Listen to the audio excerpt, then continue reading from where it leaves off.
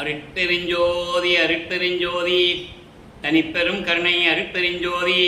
எல்லா உயிர்களும் இன்புற்று வாழ்க, வள்ளல் மலரடி வாழ்க வாழ்க, கொல்லா விரதம் குவளை எல்லாம் ஓங்குக, நல்லோர் நினைத்த நலம் பெறுக, நன்றி நினைத்த எல்லோரும் வாழ்க இசைந்து. உலக மக்களே, அறிவார்ந்த அன்பர்களே, ஆண்மநேய ஒருமைப்பாட்டுடைய அன்பர்களே, வல்லப்பமான அருளிய நமக்கு அருளிய திருவுட்பாவிலிருந்து வல்லப்பமானவருடைய நிலை சென்னையிலே தோன்றி துணையாக இருந்த காலகட்டங்களில் 1824ஆம் ஆண்டிலிருந்து 1840 ஆண்டுகள் வரை 1840 ஆண்டுகள் வரை, அதாவது 16 ஆண்டுகளுடைய வல்லப்பனுடைய நிலை என என்பதை திருவெட்பாவின் பாடலின் மூலமாக நாம் பார்த்து கொண்டிருக்கிறோம். வல்லப்பமான அவர்கள் வருவிக்க உற்று, அதாவது அருட்பெருஞ்சோதி ஆண்டவரால் அவருடைய மகனாக இந்த பூலோகத்திற்கு ஒரு தாயின் வழியாக வருவிக்க உற்று 33 ஆண்டுகள் சென்னையிலே இருந்த காலகட்டங்களில் ஒவ்வொரு 8 ஆண்டுகளிலும் எப்படி அவருடைய நிலை இருந்தது என்பதை நாம் திருவெட்பாவின் பாடலின் மூலமாக பார்த்து கொண்டிருக்கிறோம். 1/1/1823ஆம் ஆண்டு தொடங்கிய அருட்பெருஞ்சோதி ஆண்டவருடைய திருவிளையாடல் 30/1/1874 வரையிலும் 51 ஆண்டுகள் இறைவனுடைய திருவிளையாடல் நடந்து கொண்டிருக்கிறது. இந்த 51 ஆண்டுகளை 8 ஆண்டுகளாக பிரித்து தன் மகனுக்கு ஒவ்வொரு 8 ஆண்டுகளிலும் எப்படி அருளை கொடுத்து கொண்டிருந்தார் என்பதை தான் திருவெட்பாவிலிருந்தே பார்த்து கொண்டிருக்கிறோம். வல்லப்பமானவர்கள் வருவிக்க விட்டதற்கு காரணம், ஏற்கனவே தோன்றிய 4 யுகங்களிலுமே, கிரேத யுகம், திரேஜயுகம், துவார யுகம், கலியுகம், இந்த 4 யுகங்களிலுமே தோன்றிய சமயங்களும் மதங்களும் மார்க்கங்களும் அழிந்து விட்டது. இப்போ சுத்த சன்மார்க்க காலம் தொடங்கி இருக்கிறது. சுத்த சன்மார்க்கத்தில் உலக மக்கள் எல்லாம் ஒன்றாக இருந்து மரணமில்லா பெருவாழ்வில் வாழ வேண்டும் என்பதற்காகத்தான் வல்லப்பமானவர்கள் இந்த பூலோகத்திற்கு வருவிக்க விட்டார் என்பதை பாடலின் மூலமாக பார்த்து கொண்டிருக்கிறோம். வல்லப்பமானவர்கள் 1824ஆம் ஆண்டிலிருந்து 1840 ஆண்டுகள் வரை இந்த 16 ஆண்டுகளில் அவருடைய நிலை என்ன என்பதை தான் பார்த்து கொண்டிருக்கிறோம். முதல் 8 ஆண்டுகளில் வல்லப்பமானவர்கள் வருவிக்க உற்று 8 ஆண்டுகள் வரையிலும் எந்த விதமான நிலையும் அவருக்கு கிடைக்கவில்லை. அவருக்கே மனக்குழப்பத்தில் இருந்து கொண்டிருந்தார் நமது குழந்தை இறைவன். அவர் யாருன்னு அவருக்கே தெரியாது, ஏன் பிறந்தோன்னே அவருக்கு தெரியாது. 9ஆவது ஆண்டு தொடக்கத்தில் வல்லப்பமானவர்கள் வருவிக்க உற்று 9ஆவது ஆண்டு தொடக்கத்தில் அருட்பெருஞ்சாண்டவர் தன் மகன் முன் தோன்றி, மகனே, நீ என்னால் இந்த பூலோகத்திற்கு வருவிக்க உற்றவன், சில காரியங்கள் எல்லாம் முன்னால் நடக்க வேண்டியது இருக்கிறது, உனக்கு முன்பருவம் பின்பருவம் காட்டி அருள் செய்வேன் என்று கூறி தன் மகனுக்கு ஞானத்தை கொடுத்துவிட்டு மறைந்து விடுகிறார். அதன் பிறகு பிள்ளைப்பெருமான் அவர்கள் சைவ குலத்திலிருந்து வருவிக்க விட்டதனால் சைவ சமயத்தின் தலைவனாகிய சிவபெருமானை ஏற்றுக்கொண்டு நமச்சிவாயா, சிவாய நம, ஓம் சிவாயா என்ற மந்திரங்களை சொல்லி இறைவனை வழிபட்டு கொண்டிருக்கிறார். இந்த சமயங்களையும் மதங்களையும் மார்க்கங்களையும் சார்ந்த சரியை கிரியை யோகம் என்ற 12 நிலைகளை பின்பற்றி, இந்த 12 நிலைகளையும் பின்பற்றி கொண்டிருக்கிறார் நமது பிள்ளைப்பெருமான் அவர்கள். சைவ சமயத்தின் தலைவனாகிய சிவபெருமானை ஏற்றுக்கொண்டு சைவ சமயத்தின் அடையாளமாகிய திருநூரை பூசிக்கொண்டு உத்திராட்ச மாலை போட்டுக்கொண்டும் இந்த நிலையில் பிள்ளைப்பெருமான் அவர்கள் இருந்து கொண்டிருக்கிறார்கள். 9ஆவது ஆண்டிலிருந்து 12 ஆண்டுகளுக்குள் 1ஆம் திருமுறை உருவாகிறது. 1ஆம் திருமுறையிலே 4வது பதிகத்தில் இருக்கின்ற சிவநேச வெண்பா பாடலின் மூலமாக நாம் அவருடைய நிலையை பார்த்து கொண்டிருக்கிறோம். இன்று 42வது பாடல். சிவநேச வெண்பா 100 பாடல்களை உடையது. இதுவரை 41 பாடலுடைய விளக்கங்களை பார்த்திருக்கிறோம். 42வது பாடல் இறைவனிடம் தன்னுடைய நிலையை எப்படி கூறுகிறார் என்பதையும், சிவபெருமானுடைய அருள் நிலையை பற்றி எப்படி தன் மனதிடம் கூறுகிறார் என்பதை தான் சிவநேச வெண்பாவிலிருந்து நாம் பார்த்து கொண்டிருக்கிறோம். முதல்ல பாடலை கவனிங்க. என் கோவே யான் புகழி எம்பெருமான் தன்மனத்தில் அங்குவோர் பொருள் சுமையால் ஆனேனால் இங்கே நின் தாழ் வருந்த வேண்டேன், தடைப்பட்டேன் ஆதலெனில் நான் வருந்த வேண்டுகின்றேன் நான். இது பாடல். இந்த பாடலுடைய, அதாவது பாடல் கொஞ்சம் கடினமாக இருந்தாலும் கூட இறைவன் கொடுத்த விளக்கம் மிகவும் எளிமையானது. இந்த பாடல் என்ன சொல்கிறாருன்னா, என் அரசனே, நான் போற்றி வணங்கக்கூடிய எம்பெருமானாகிய நீ உன்னுடைய அருள்நிலையில் நான் இருந்து கொண்டு நான் உனக்கு சுமையாக இருந்து கொண்டிருக்கிறேன். உனக்கு நான் ஒரு சுமையாக இருந்து கொண்டிருக்கிறேன் என்றால் இங்கே உன்னுடைய திருவடியை நினைந்து வருந்த வேண்டி இருக்க மாட்டேன். நான் உனக்கு ஒரு சுமையாக இருக்கேன்னு நான் நினைக்கிறேன்.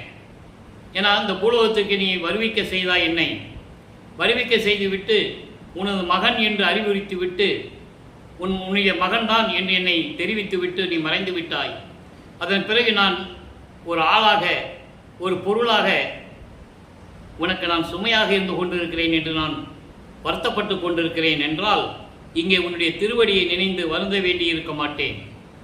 ஏன் சொல்கிறேன்னா, ஏன் உன்னுடைய திருவடியை வணங்கி நான் தினமும் போற்றி கொண்டு வருந்தி கொண்டிருக்கிறேன் என்றால் நான் உனக்கு ஒரு சுமையாக இருந்து விட்டேனோ என்ற ஒரு நிலை எனக்கு, என் மனநிலை அப்படி இருக்கிறது. ஆனால் காலத்தின் சூழ்நிலையில் அது ஒரு தடையாக அமைந்து விட்டது. தடைப்பட்டேன் என்று கூறுகிறார். அதுக்கு ஒரு இந்த காலத்தின் சூழ்நிலையில் அது ஒரு தடையாக அமைந்து விட்டது. தாமதப்படுத்த மாட்டேன் இனிமேல். ஆதலால் என் ஆயுள் முழுவதும் வருந்தும்படி வேண்டுகிறேன் முன்னை என்று கூறுகிறார். ஏனென்றால் இறைவனால் வருவிக்க உற்று எந்த அருளையும் பெற முடியாமல் நமது குழந்தை இறைவன் பிள்ளைப்பெருமான் அவர்கள் வருந்தி கொண்டிருக்கிறார். அந்த நிலையை சிவபெருமானிடம் கூறுகிறார்.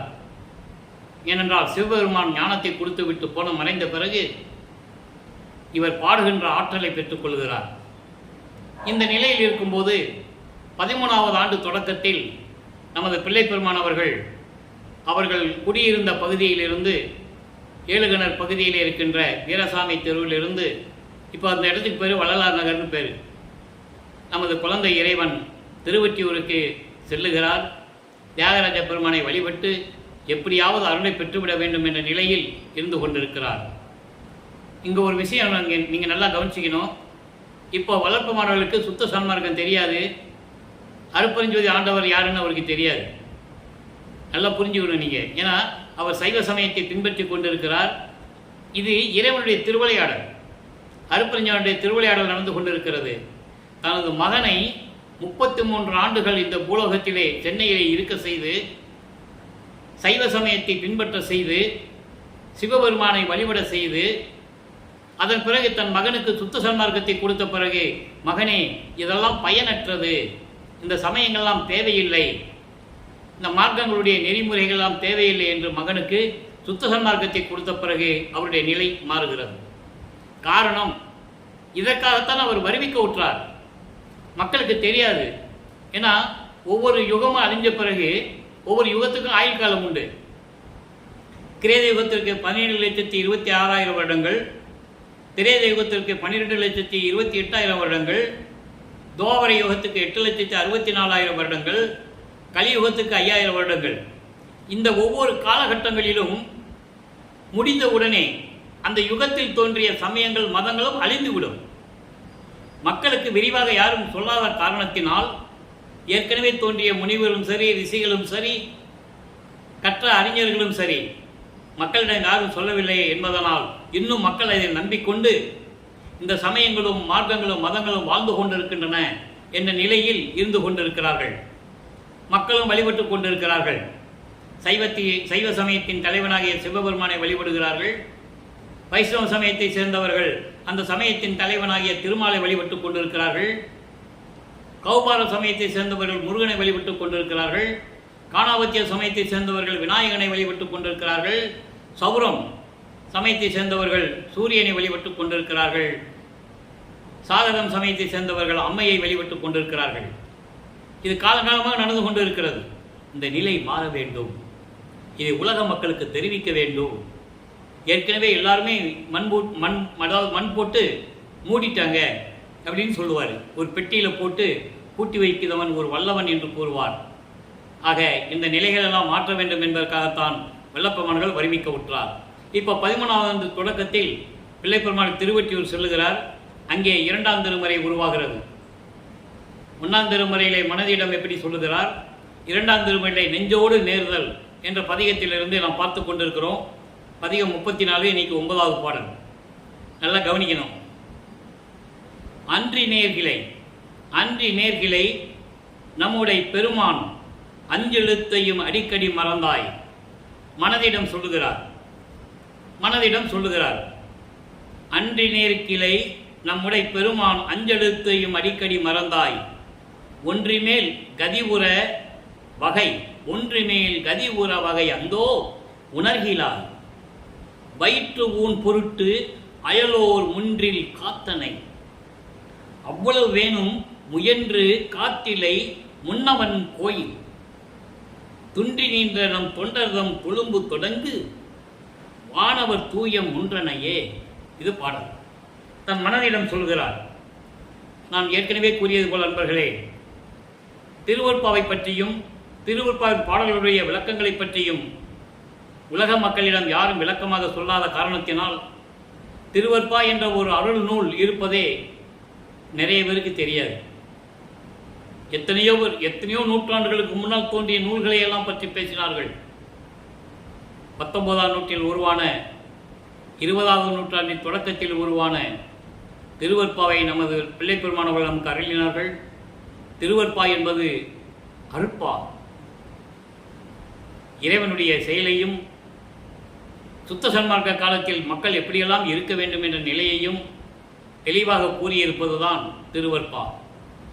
ஆக இப்போ மனசிடம் என்ன சொல்ற பாருங்க, இப்போ அவர் சைவ சமயத்தில் இருந்து கொண்டிருந்ததனால் அந்த நிலை அவருக்கு தொடர்கிறது. அன்றி நேர்கிளை நம்முடைய பெருமான் அஞ்செழுத்தையும் அடிக்கடி மறந்தாய் மனமே இறைவனின் திருவடிகளை வணங்கி அது அவருடைய அருளைப்பட வேண்டும் எண்ணம் உனக்கு இல்லை. இறைவனுடைய 5 எழுத்து மந்திரத்தையும் நீ மறந்து விட்டாய். நமச்சிவாயா சிவாய நம 5 எழுத்து மந்திரம், சிவாய நம 5 எழுத்து, நமச்சிவாயம் 5 எழுத்து. 5 எழுத்து மந்திரத்தையும் அடிக்கடி மறந்தாய். மனதிடம் சொல்லுகிறார். ஒன்றி மேல் உற வகை அந்தோ உணர்கிலாய். இறைவனோட ஒன்றி, இறைவனை உள்ளத்தில் நினைத்து, இறைவனுடைய அருள்நிலையை மேற்கொண்டு அதோடு ஒன்றி இறைவன் மேல்நிலையை பெற வேண்டும் என்ற நிலையை நீ உணர்வதில்லை. ஐயோ மனமே, உன்னை என்ன சொல்லுவது? இறைவனுடைய 5 எழுத்தையும் மறந்து விட்டாய், இறைவனுடைய அருள்நிலையையும் மறந்து விட்டாய். இறைவனை வணங்கி அதோடு இறைவனோடு ஒன்றி எப்படி இந்த நிலையை மேல்நிலைக்கு போக வேண்டும், மேல்நிலை அடைய வேண்டும் என்ற வகையும் உனக்கு தெரியவில்லை. வயிற்று பசிக்காக மற்றவர்கள் வீட்டு வாசலில் போய் காத்து கொண்டிருக்கிறாய். மனதிடம் சொல்லுகிறார். பசி வந்துவிட்டால் என்னாகும்? உணவை தேடிதான் போகணும். இதைத்தான் 6ஆம் திருமுறையிலே ஜீவகாரிய ஒழுக்கத்திலே பசியினுடைய கொடுமையை வளர்ப்புமானவர்கள் நமக்கு அருளி இருக்கிறார்கள். அந்த விளக்கத்தை எல்லாம் நம்ம ஏற்கனவே பார்த்து விட்டோம். ஒரு மனிதனுக்கு பசி வந்துவிட்டால் 10ம் பறந்து போகும் என்று சொல்லுவார்கள் பழமொழி. மானம், வெக்கம், சூடு, சோதனை எல்லாம் ஓடி போயிடும். அதனால்தான் பசியினுடைய கொடுமையை வளர்ப்பமானவர்கள் இந்த உலகிற்கு தெரியப்படுத்தினார்கள். அதான் இங்கே சொல்றாரு. 2ஆம் திருமுறையிலே சொல்றாரு, மனமே உனக்கு பசி வந்துட்டா வயிற்று சோத்துக்காக மற்றவங்க வீட்டில் போய் மற்றவங்க வீட்டு வாசலில் போய் காத்துக்கிட்டு இருக்கியே, அதில் கொஞ்சம் அளவாவது நம்ம பெருமானுடைய கோயிலில் நீ காத்து இருந்திருக்கியா? அதான் சொல்றாரு, உணர்கிலாய் வயிற்று ஊன் பொருட்டு அயலோர் முன்றில் காத்தினை. மற்றவங்க வீட்டில் போய் நீ காத்து கொண்டு இருந்தில்ல, எப்படாவது சோறு போடுவாங்க அப்படின்னு சொல்லி காத்துக்கிட்டு இருந்தில்ல, அதில் கொஞ்சம் அளவாவது, சிறிய அளவாவது நீ நம்முடைய பெருமான் கோயிலில் நீ காத்து இருந்திருக்கியா? இல்லை. ஏனென்றால் கோயிலில் கூடியிருக்கும் சிவனடியார்களுக்கு தொண்டு செய்ய தொடங்குவாயாக. கோயிலுக்கு வா, அங்கே சிவனடியார்கள் இருப்பார்கள், அவர்களுக்கு தொண்டு செய்ய வேண்டும். மாணவர்களுக்கு கூட இந்த நிலை கிடைக்காது. இறைவனுடைய தொண்டர்களுக்கு, சிவனடியார்களுக்கு நீ தொண்டு செய்தால் மாணவர்களுக்கு கூட இந்த நிலை கிடைக்காது, தேவர்களுக்கு கூட. ஆக மனமே, நீ இறைவனுடைய திருவடியை நினைத்துக் கொண்டிரு, இறைவனுடைய 5 எழுத்து மந்திரத்தை நீ எந்நேரமும் ஜெபித்துக் கொண்டிரு என்று கூறுகிறார். இது சைவ சமயத்தில் இருக்கும்போது பிள்ளை பெருமானவர்கள் மனதோடு பேசுவது எப்படி என்ற நிலையை நாம் பார்த்துக்கிட்டோம். சரி, இப்போ வல்லப்பமானவர்கள் 16 ஆண்டுகள் வரைக்கும் இறைவனிலிருந்து எந்த அருளையும் பெற முடியவில்லை. இங்கே திருவொற்றிற்கு போய் எந்த விதமான பலனும் இல்லை. அதுக்கப்புறம் திருமலை வயலுக்கு போறாரு. அங்கே அங்கேயும் போய் அங்கே இருக்கிற இறைவன் பேர் மாசிலாமணி. மாசிலாமணி உருகி பாடுவார். அந்த நிலைகள் எல்லாம் நாம் ஏற்கனவே பார்த்து விட்டோம். அருட்பெருஞ்சோதி ஆண்டவருடைய திருவிளையாடல் என்ற பதிகத்திலே அந்த பதிவிலே இந்த பாடலுடைய விளக்கங்களை எல்லாம் பார்த்தோம். அங்கே போய் நீ என்னை இந்த பூலோகத்துக்கு வர வச்சு என்னை இப்படியெல்லாம் துன்பப்படுத்துகிறாயே, உன்னை தேடி நான் வந்திருக்கேன், கால் வலிக்க நடந்து வந்திருக்கேன், ஏன் மகனே எதுக்காக வந்த, எப்படி இருக்கிற அப்படின்னு ஒரு வார்த்தை நீ கேட்குறியா, ஊமை மாதிரி நின்றுக்கிட்டு இருக்கியே அப்படின்லாம் கேட்பார். அங்கேயும் எந்த விதமான பலனும் கிடைக்காததால் திருவள்ளித்தாயம் என்ற ஒரு இடம் இருக்கிறது சென்னையிலே, வில்லிவாக்கம் பக்கத்தில். அங்கேயும் போய் இறைவனிடம் வேண்டுவார், முறையீடு செய்வார். அங்கே இறைவன் கந்த துணி கட்டிகிட்டு இருப்பார். நீ எனக்கு ஒரு கந்த துணியைக்குள்ளே நானும் கட்டிக்கிட்டு நிற்கிறேன், அப்பனும் பிள்ளையும் சேர்ந்து நம்ம நிற்போம், வரவங்க போகிறவங்களாம் 2 பேரும் கந்த துணி கட்டிக்கிட்டு இருக்கான், பெத்த மகனை தெருவில் விட்டுட்டான் அப்படின்னு பேசட்டும், எனக்கு ஒன்றும் கவலை இல்லை. பெற்ற மகனை தெருவில் விட்டு விட்டானே என்று உன்மேல் பழி வருமே, உன்னை ஏளனமாக பேசுவார்களே, அந்த பழி சொல்லுக்கும் இழி சொல்லுக்கும் நீ ஆளாகக்கூடாது என்பதற்காகத்தான் உன்னை நான் வேண்டுகிறேன். நான் துன்பப்படுவதை பற்றியோ வருத்தப்படுவதை பற்றியோ நான் கவலைப்படவில்லை. என் தந்தைக்கு இந்த நிலை வரலாமா, வரக்கூடாது என்ற நிலையில் நான் இருந்து கொண்டிருக்கிறேன் என்ற நிலைகளை எல்லாம் நாம் பார்த்து விட்டோம். இப்போ 16 ஆண்டுகள் சென்னையிலே இருக்கும்போது தோன்றி துணையான காலத்தில் நமது பிள்ளை பெருமான் அவர்கள் இந்த நிலையில் இருந்து கொண்டிருக்கிறார். 1ஆம் திருமுறை 2ஆம் திருமுறை உருவானது, அந்த பாடுடைய விளக்கங்களை நாம் பார்த்து கொண்டிருக்கிறோம். இப்போ சுத்த சன்மார்க்கத்தை பெற்ற பிறகு இறைவன் தன் மகனை மறுபடியும் ஆட்கொண்டு, மகனை சமயங்களும் மதங்களும் மார்க்கங்களும் சேர்ந்த இந்த நெறிமுறைகள் பழக்க வழக்கங்கள் இதெல்லாம் தேவையில்லை என்று மக்களுக்கு அறிவித்து விடு என்று சொல்லுகிறார். அந்த நிலையில் இருக்கும்போது நெஞ்சோடு கிளத்தல் என்ற பதிகத்திலே 6ஆம் திருமுறையிலே பாடுடைய விளக்கத்தை பார்த்து கொண்டிருக்கிறோம். 9வது பாடல். 2ஆம் திருமுறையிலே நெஞ்சோடு நேருதல் என்ற பாடலுக்கு 6ஆம் திருமுறையிலே நெஞ்சோடு கிளத்தல் 9வது பாடலுடைய விளக்கம் எப்படி இருக்குன்னு நீங்கள் பாருங்கள். ஏன்னா அந்த வேற்றுமை தெரிய வேண்டும், வித்தியாசம் தெரியணும் உங்களுக்கு. சமயங்களிலே இருக்கும்போது நமது பிள்ளை பெருமானவர்கள் எப்படி இருந்தார், சுத்த சன்மார்க்கத்தை பெற்ற பிறகு மனதிடம் எப்படி சொல்லுகிறார், அதை உலக மக்களுக்கு எப்படி அறிவிக்கிறார். நல்ல கவனிங்க. ஏது மரியா சிறிய பயல்களிலும் சிறியேன், ஏது மரியா சிறிய பயல்களிலும் சிறியேன், இப்பெரிய வார்த்தை தனக்கு இயனார் என் இறைவன், ஓதுக நீ என்றபடி ஓதுகின்றேன் மனனே. மனனே என்பது மனம், மனதிடம் சொல்லுகிறார். அதாவது ஏது மரியா சிறிய பயல்களிலும் சிறியேன் அப்படின்னா, எதுவுமே தெரியாத மனிதர்களை விட நான் ரொம்ப கீழ்நிலையில் அறிவில் குறைந்தவனாக நான் இருந்து கொண்டிருந்த காலகட்டங்களில் என் இறைவன் எனக்கு கூறிய இந்த பெரிய விஷயத்தை, இந்த விளக்கத்தை நீ உலக மக்களுக்கு சொல்லிவிடு என்று சொன்னபடிய காரணத்தினால் நான் உனக்கு சொல்லுகிறேன் மனமே. நல்லா புரிஞ்சுக்கணும் நீங்க. அதாவது நான் இந்த பூலோகத்தில் வருவிக்க உற்று ஏதும் அறியாத நிலையில் நான் இருந்து கொண்டிருந்தேன்.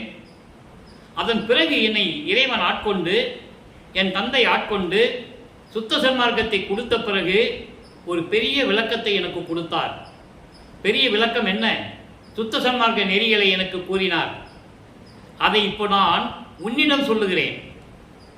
என் தந்தை எனக்கு சொன்னதை நான் உன்னிடம் சொல்லுகிறேன் மனமே, நீ உலக மக்களுக்கு தெரிவித்து விடு என்ற நிலையில் மனதிடம் பேசுகிறார்.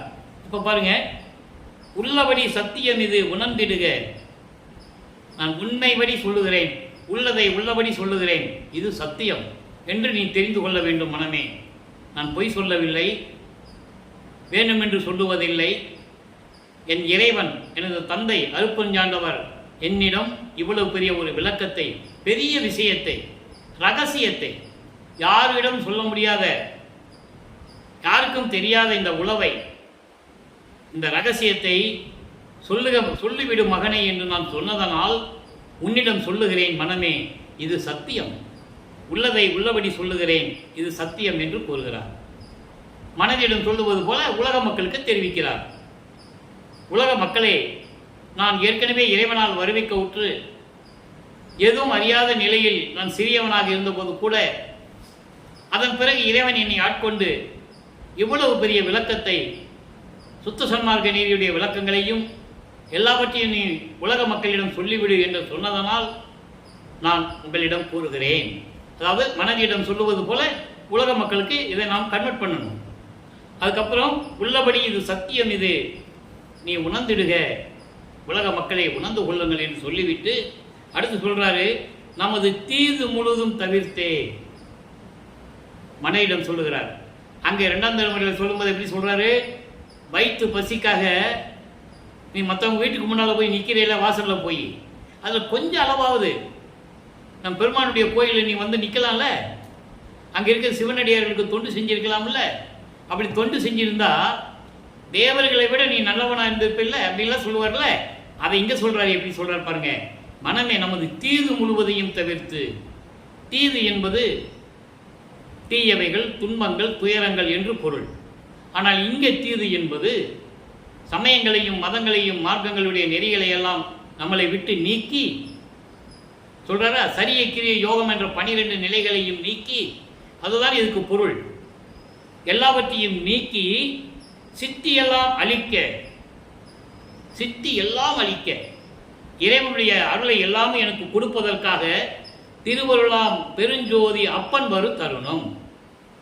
இறைவன் வரவை உலக மக்களுக்கு தெரிவிக்கிறார்.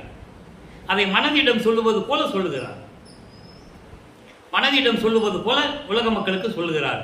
இறைவன் வருகின்ற நேரம் வந்து விட்டது. எப்படிப்பட்ட இறைவன் என்ற நிலையை நாம் தெளிவாக பார்த்து கொண்டிருக்கிறோம். சிறுவயது முதல் ஏதும் அறியா பருவத்திலே என்னை உலாவ விட்டு, அதன் பிறகு என்னை ஆட்கொண்டு பெரிய விஷயத்தை, பெரிய வார்த்தை எனக்கு சொல்லி, பெரிய வார்த்தை என்பது சுத்த சன்மார்க்கத்துடைய நெறிமுறைகளை எல்லாம் எனக்கு விலக்கி கொடுத்து, மகனை இதை உலக மக்களிடம் சொல்லிவிடு என்று சொன்னதனால் நான் இதை சொல்லுகிறேன். சத்தியம், இது சத்தியம். இறைவன் என் தந்தை அருட்பெருஞ்சாண்டவர் நான் சமயங்களிலும் மதங்களிலும் மார்க்கங்களில் இருந்தபோது அதனுடைய துன்பங்களையும் துயரங்களையும் எல்லாம் என்னை முழுவதுமாக நீக்கி சித்தியெல்லாம் கொடுப்பதற்காக, அப்போது எந்த அருளையும் அவர் கொடுக்கல. 33 ஆண்டுகள் வரைக்கும் இறைவனிடமிருந்து எந்த அருளையும் அவர் பெற முடியவில்லை. அதன் பிறகு சுத்த சன்மார்க்கத்துக்கு கொடுத்த பிறகுதான் மகனுக்கு எல்லா சித்திகளையும் அளிக்க, எல்லா அருள்களையும் கொடுக்க. எல்லா அருளும் என்பது இதில் எல்லாமே அடங்கிடும். ஏம சித்தி, சாகா கல்வியும் சுத்த சன்மார்க்கமும் சுத்த சிவஞான வெளிவைக்கு வாங்குறாரு. அதனுடைய இறுதி கட்டத்தில், இங்கே பூலோகத்தில் இருக்கும்போது இறுதி கட்டத்தில் 33 ஆண்டுகள் கழித்து ஏம சித்தியை கொடுத்துட்றாரு. ஏம சித்தி தத்துவங்களை கடப்பது, தத்துவ வெற்றிகள் எல்லாமே நம்ம திருவருட்பாவிலிருந்து பாடலுடைய விளக்கங்களை பார்த்துட்டோம். அது டோட்டலாக ஒட்டு மொத்தமாக சொல்கிறாரு. எல்லா சித்திகளையும் அழிக்க திருவருளாம் பெருஞ்சோதி, திருவருளாம் அருட்பெருஞ்சோதி என் அப்பன் வருகின்ற தருணம். இறைவனுடைய வரவை தெரிவிக்கிறார். சொல்லிட்டு சொல்றாரு, இது இறைவனுடைய நிலை, இதுவே அப்பன் வரும் தருணம் இது. இப்போ இறைவன் வருகின்ற நேரம் வந்துவிட்டது என்று உலகம் அறிய விரைந்து உரைப்பாய். எல்லா உலகங்களும் அறியும்படி மனமே நீ சொல்லுவாயாக. மனதிடம் சொல்லுவது போல இந்த பாடல். அப்படின்னு என்ன அர்த்தம்? உலக மக்கள் தெரிந்து கொள்ள வேண்டும், இறைவன் வருகின்ற நேரம் வந்துவிட்டது. இறைவன் வந்து எனக்கு எல்லார்களையும் கொடுக்க போகிறார். அந்த நேரம் இந்த நேரம் தான் வந்துவிட்டது. உலக மக்களுக்கு அறிய விரைந்து உரைப்பாய் மனமே என்று சொல்லுகிறார். சொல்லிட்டு சொல்றாரு, எல்லோரும் களிப்படைந்து உள் இசைந்து ஏற்றியிடவே. எல்லோரும் நான் உலக மக்கள் அனைவரும் உள்ளம் மகிழ்ந்து போற்றி வணங்கிடவே, போற்றி வணங்கிடவே இறைவன் வந்து கொண்டிருக்கிறார். எனக்கு எல்லார்களையும் கொடுப்பதற்காக வந்து கொண்டிருக்கிறார். எனவே உலக மக்களே, நீங்களாம் ஒன்று கூடி சுத்த சன்மார்க்கத்தில் இணைந்து இறைவன் வரும்போது இறைவனுடைய அருளையெல்லாம் நீங்கள் பெற்றுக்கொண்டு மரணமில்லா பெருவாழ்வில் நீங்கள் வாழ வேண்டும், நோயற்ற வாழ்வில் நீங்கள் வாழ வேண்டும், செல்வ செழிப்போடு வாழ வேண்டும், எல்லா உயிர்களும் இன்புற்று வாழ வேண்டும் என்று கூறுகிறார். சரி, இப்போ இறைவன் வருகின்ற தருணம் வந்து விட்டது, எனக்கு எல்லா அருளையும் கொடுக்க போறான்னு சொல்லிட்டார்ல, அதற்கு விளக்கம் சொல்லணும். அந்த வரிக்கு விளக்கம் சொல்லணும். அந்த வந்து 95வது பதிகத்திலே பேரருள் வாய்மையை வியத்தல், பேரருள் வாய்மையை வியத்தல் என்ற பதிகத்திலே 9வது பாடல். இறைவன் வருகின்ற நேரம் வந்து விட்டது. இறைவன் வந்து சித்தியெல்லாம் அழிக்க திருவருளாம் பெருஞ்சோதி அப்பன் வரும் தருணம் இது சொல்றார். அப்போ வந்து மகனுக்கு என்ன அருளை கொடுத்தார் சொல்லணும்ல, சொல்றார். எல்லாம் கவனிங்க. 9வது பாடல். அச்சோ என் என்று புகழ்வேன், அச்சோ என்னென்று புகழ்வேன். ஐயோ அதிசயம், நான் எப்படி சொல்லுவேன்? இறைவனுடைய அதிசயத்தை நான் எப்படி சொல்லுவேன்? என் ஆண்டவன் அம்பலத்தான் எச்சோதனையும் இயற்றாது என் உள் கலந்து இன்னருளாம் மெய்சோதி ஈந்து என்னை மேல்நிலைக்கு ஏற்றி விரைந்து உடம்பை இச்சோதியாக்கி அழியா நலம் தந்த விச்சையே என்று கூறுகிறார். இப்போ இறைவன் வருகின்ற நேரம் வந்து விட்டது, எனக்கு எல்லாரையும் கொடுக்க போறான்னு சொல்றாரு. அது விளக்கத்தை இன்னொரு பாடலில் சொல்றாரு. நான் ஏற்கனவே கூறியது போல ஒவ்வொரு பாடலுக்கும் ஒரு தொடர்பு உண்டு. திருவருட்பாவிலே 1ஆம் திருமுறையிலே ஒரு பாடல் இருந்ததென்றால் அந்த பாடலுக்கு சுத்த சன்மார்க்கத்தை பெற்ற பிறகு ஏதாவது ஒரு பதிகத்தில் ஏதாவது ஒரு பாடல் இருக்கும். அதான் இந்த பாடல். இப்படிதான் பொருளை வந்து இணைச்சி சொல்ல முடியும். இது தயவையும் இறைவனுடைய தயவும் கருணையும் இருந்தால்தான் இந்த விளக்கம் சொல்ல முடியும். இப்போ சொல்ற பாருங்க, அச்சோ என்னென்று புகழ்வேன். ஐயோ இறைவனுடைய அற்புதத்தை நான் என்னவென்று சொல்லுவது, எப்படி சொல்லுவது? என் ஆண்டவன் அம்பலத்தான் திருச்சிற்றம்பலத்தில் இருக்கின்ற என் இறைவன் எச்சோதனையும் இயற்றாது, என்னை இனிமே எந்த சோதனையும் செய்யாமல், என்னிடம் சோதனை செய்து திருவிளையாடல் செய்யாமல். அப்போ இதுவரைக்கும் நடந்தது போல திருவிளையாடல். நல்லா புரிஞ்சுக்கணும். நீங்க சென்னையில் இருக்கும்போது நடந்ததெல்லாம் திருவிளையாடல். இனிமேல் எந்த திருவிளையாடலும் செய்யாது, எந்த சோதனையும் செய்யாது. சோதனையும் செய்யாது என் உள்ளம் கலந்து, என் உள்ளம் கலந்து இன்னருளாம் மெய்சோதி, இன்னருளாம் அருள் வல்லமை படைத்த மெய்சோதி. மெய்சோதி என்றால் அருப்பெருஞ்சோதியையும் எனக்கு கொடுத்து, எப்படி சொல்றார் பாருங்க. அதான் எல்லா சித்திகளும் அழிக்க என்று சொல்லுகிறார் மனதிடம். அங்கே இங்க என்ன சொல்றாரு? எல்லாத்தையும் கொடுப்பதற்காக அருப்பெருஞ்சோதியையும் கொடுத்து என்னை மேல்நிலைக்கு ஏற்றி விரைந்து. என்னை மேல்நிலைக்கு ஏற்றி என்பது கடவுள் நிலை. கடவுள் நிலை அறிந்து அம்மயமாகக்கூடிய நிலை 16வது நிலை. நான் ஏற்கனவே கூறியது போல சரியை கிரிய யோகம் என்ற 12 நிலைகளும் சமயங்களையும் மார்க்கங்களையும் சார்ந்தது. 13வது நிலையிலிருந்து திரியோதசை நிலையிலிருந்து தான் சுத்த சன்மார்க்கம் தொடங்குகிறது, மரணமில்லா பெருவாழ்வு தொடங்குகிறது.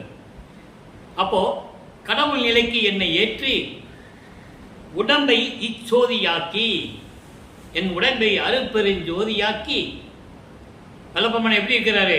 அருப்பெருஞ்சோதி வடிவத்தில் இருக்கிறார், ஜோதி வடிவத்தில் இருக்கிறார் என்பதை நீங்கள் புரிந்து கொள்ள வேண்டும். வெள்ளை அடை அணிந்து முக்காடு போட்டு இருப்பது இறைவனுடைய திருவிளையாடல். அவருடைய உண்மையான உருவம் யாருக்குமே தெரியாது. நல்லா புரிஞ்சுக்கணும். தோன்றி துணையான காலத்தில் அவர் இருந்த நிலையை வைத்து இதுதான் வள்ளலார் என்று கூறுகிறார்களே தவிர அவருடைய உண்மையான நிலை யாருக்குமே தெரியாது என்பதை தான் இங்கே அவர் சொல்லுகிறார்.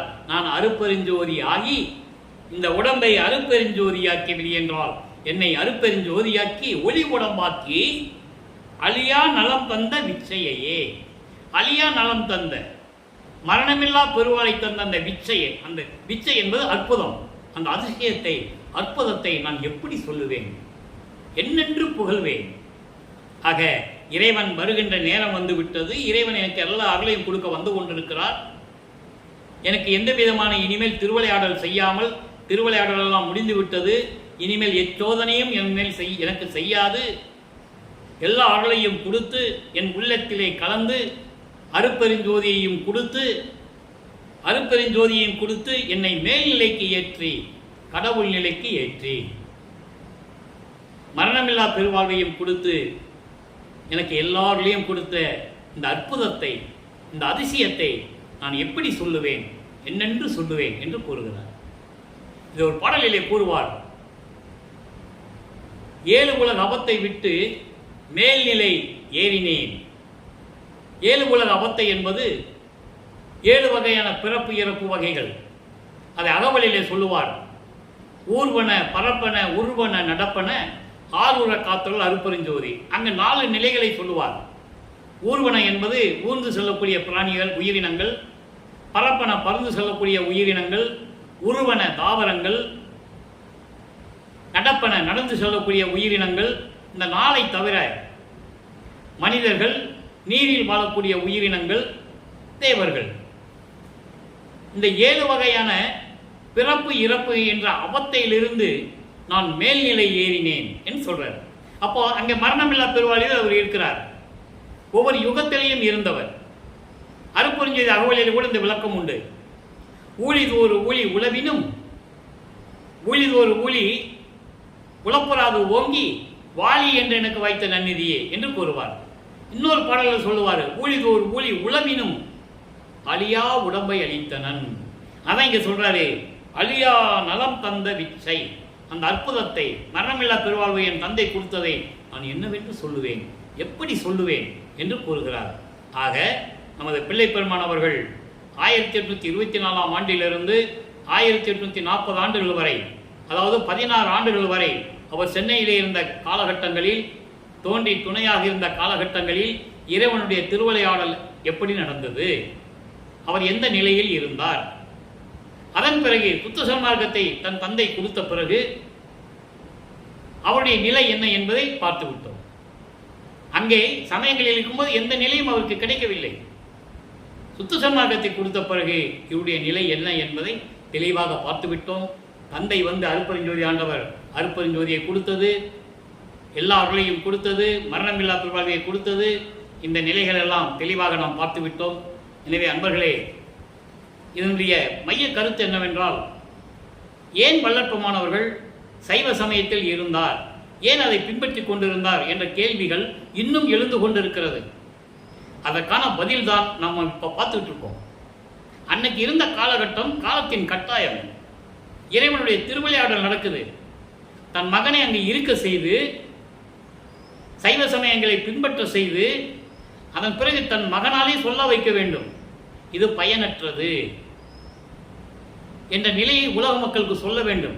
அது இறைவனுடைய திருவிளையாடல் நடந்ததனால் அந்த நிலையில் அவர் இருந்து கொண்டிருக்கிறார் என்பதை நீங்கள் புரிந்து கொள்ள வேண்டும்.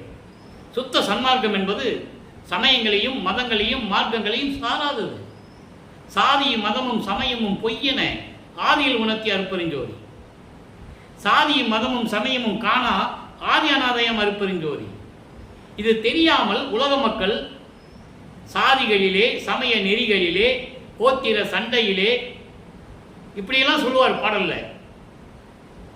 இதிலே ஆதியிலிருந்து அபிமானித்து, அதாவது தொடக்கத்திலிருந்தே இதை விருப்பப்பட்டு அபிமானித்துக் கொண்டு அதில் இருந்து கொண்டு சண்டையிட்டு கொண்டு அலைந்து அலைந்து திரிந்து மடிவது அழகலவே என்று கூறுவார். இந்த மனித பிறவி எப்படிப்பட்டது? எதுவுமே தெரியாமல் இந்த சமயங்களிலும் மதங்களிலும் மார்களில் ஈடுபட்டு சண்டையிட்டு கொண்டு இறந்து போவதிலே என்ன பிரயோஜனம் இருக்குது? இதை சொல்லுவதற்காகத்தான் நமது பிள்ளை பெருமானவர்கள் வருவிக்க விட்டார் என்பதை நான் பதிவு செய்ய கடமைப்பட்டிருக்கிறேன். வல்லப்பனுடைய அருள் நிலைகளையும் அவர் இறைவனுடைய மகன் என்ற நிலையும் உலக மக்களுக்கு தெரியப்படுத்த வேண்டும். அது ரொம்ப முக்கியம். பசியை போக்குவதற்காக சாப்பாடு போட சொன்னார், ஜீவானிய ஒழுக்கத்தை சொன்னார், உண்மை. அதற்கு முன்னால் அவருடைய நிலை என்ன என்பதை உலக மக்களுக்கு தெரிவிக்க வேண்டும். அவரை ஒரு துறவி என்றுதான் சொன்னார்கள்.